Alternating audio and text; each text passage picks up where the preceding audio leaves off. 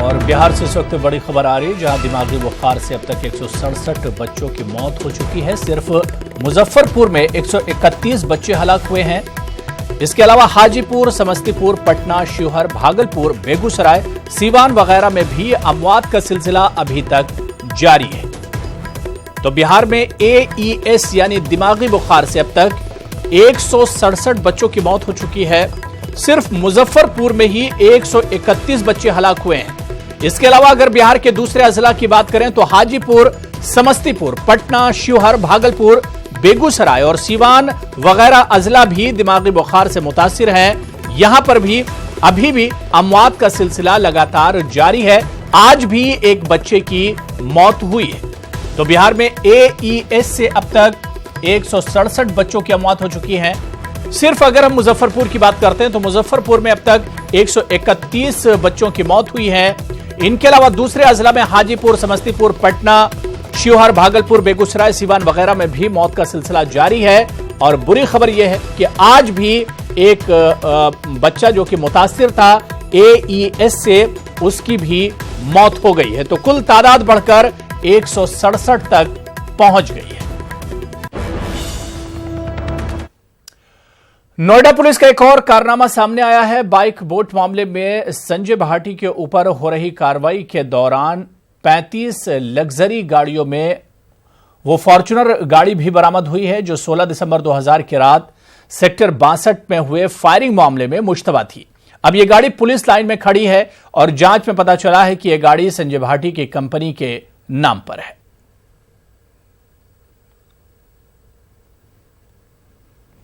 ऐसा संज्ञान में आया कि वो तभी गाड़ी पिछले वर्ष ही छोड़ दी गई थी थाने से। इस प्रकरण में जांच मेरे द्वारा कराई जा रही है और जो भी आवश्यक कार्रवाई होगी की जाएगी। गाड़ी में खुद पुलिस वाले मौजूद थे जो आरोपियों को लेके गए थे, उनके बारे में कुछ पता चल रहा है? हाँ, वादी पक्ष के द्वारा ये आरोप लगाया गया था कि गाड़ी में 2 लड़के थे जिन्होंने वर्दी पहनी हुई थी। तो इस संबंध में भी जाँच कराई जाएगी कि क्या वो वास्तव में पुलिस वाले थे या कोई और था। जो भी आवश्यक कार्रवाई होगी की जाएगी।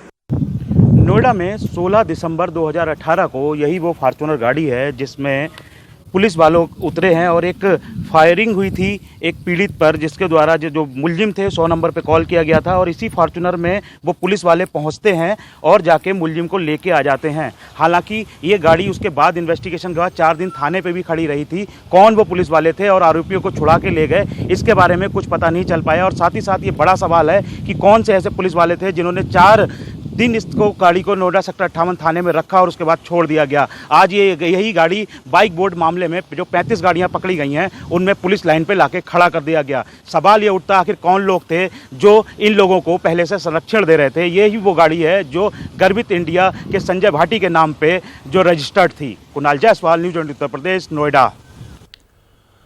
मुस्लिम बच्ची की शादी में जब मुश्किलात पेश आई तो गरीब खानदान की मदद के लिए हाथ बढ़ाया मुखलिस हिंदुओं ने। जी हां, पेश है जयपुर से गंगा जमनी तहजीब को फरोग देने वाली ये खास रिपोर्ट। आप ये रिपोर्ट देखिए और मुझे इजाजत दीजिए। आदाब।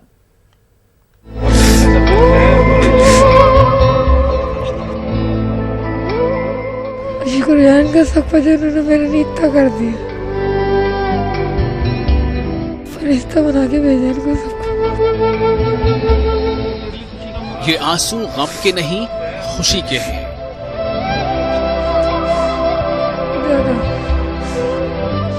खुशी इस बात की कि अब इन हाथों में लगी मेहंदी का रंग फीका नहीं पड़ेगा और गुड़िया के निकाह का ख्वाब भी अब शर्मिंदा ताबीर होगा।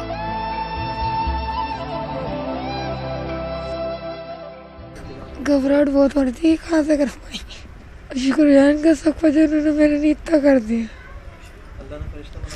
फरिश्ता बना के भेजा इनको सबको। गुड़िया और उसके माँ बाप को खुशी पहुंचाई है संजय शर्मा और इनके दोस्तों ने।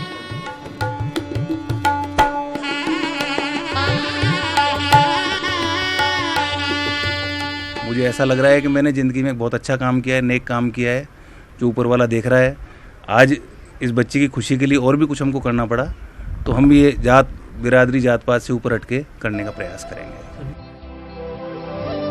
जयपुर की तंग गलियों में एक छोटे से मकान में गुड़िया का पूरा खानदान रहता है। माँ बाप ने बड़े अरमानों से अपनी गुड़िया के लिए एक रिश्ता ढूंढा।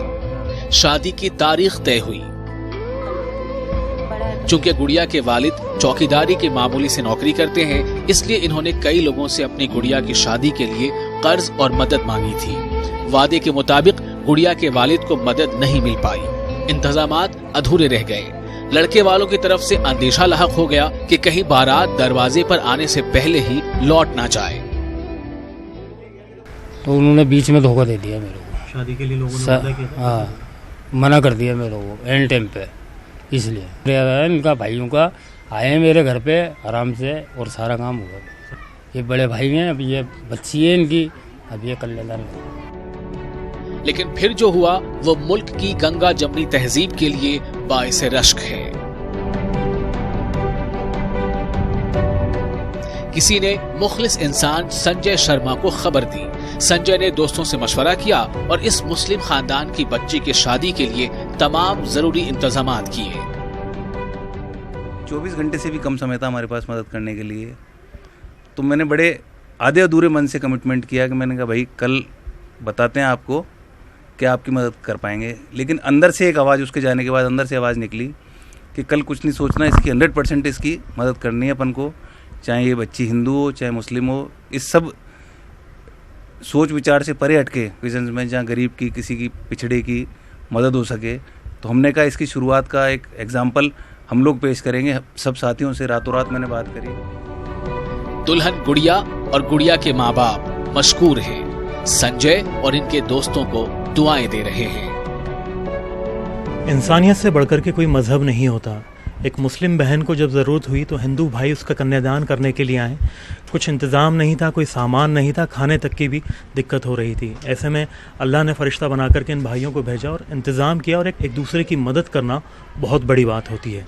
कैमरा पर्सन यासीन के साथ में अरबाज अहमद, न्यूज़ 18 जयपुर।